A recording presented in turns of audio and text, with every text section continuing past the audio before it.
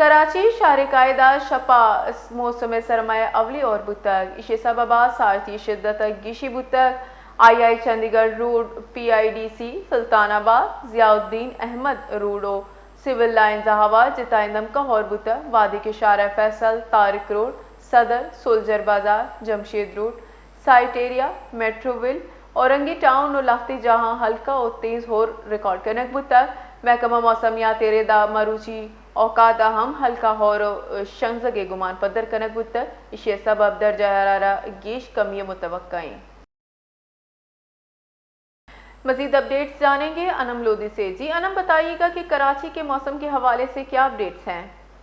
जी बिल्कुल, शहर कायद में मौसम सरमा की पहली बारिश के बाद जहां मौसम खुशगवार हो गया, वहीं सर्दी की शिद्दत में भी इजाफ़ा हो गया है।